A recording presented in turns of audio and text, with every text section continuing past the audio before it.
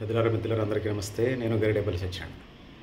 China భారతదేశానికి అద్దం చూపించింది. భారతదేశం అద్దాన్ని చూసి కళ్ళు తెరిచింది, జ్ఞానోదయమైంది.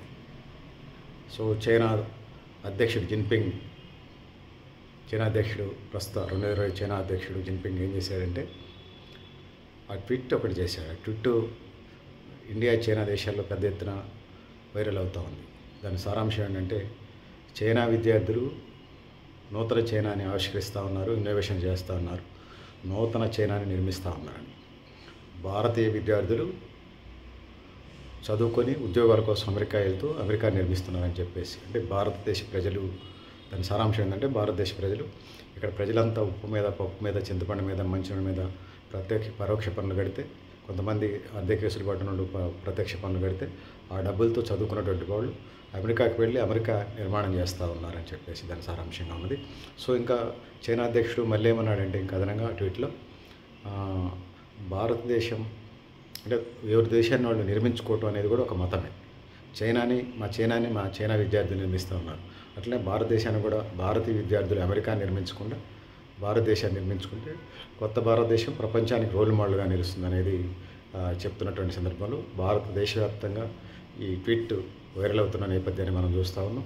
సో అందుకోసం చదువంతా ఇక్కడ ప్రజలు పనులు గడిచి చదువుకున్నటువంటి భారతీయ విద్యార్థులు విదేశాలకు వెళ్ళి డాక్టర్లుగా, ఇంజనీర్లుగా వివిధ సెక్టార్లో వెల్ సెటిల్ అవుతున్న నేపథ్యంలో, సో ఈ సందర్భంగా అందరినీ కాల్ బ్యాక్ పిలుస్తూ ఉన్నాం భారతదేశానికి రమ్మని చెప్పేసి. కొత్త తరాలకు సంబంధించి దేశ భవిష్యత్తు తరగతి గదుల్లోనే తీర్చిదిద్దబడుతుంది అంటాడు కొట్టారి.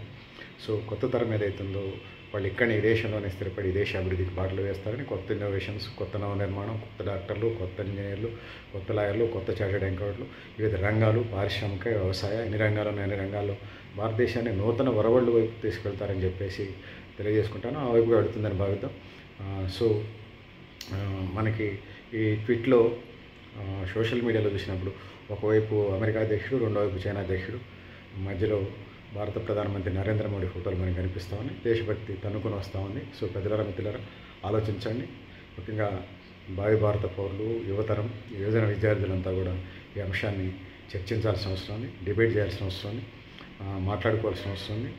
అదొక యజ్ఞంలాగా దేశ నవనిర్మాణానికి బాటలు వేయాల్సిన అవసరం ఉందని తెలియజేసుకుంటూ, మిత్రులారా మీరు కూడా మీ అభిప్రాయాలు కామెంట్ బాక్స్లో రాయని తెలియజేస్తూ, నేను గరిడేపల్లి సత్యనారాయణ, మీ లక్ష్మీ ఆర్గనైజేషన్. జై భారత్, బలో స్వతంత్ర భారత్కి జై. థ్యాంక్ యూ అన్న.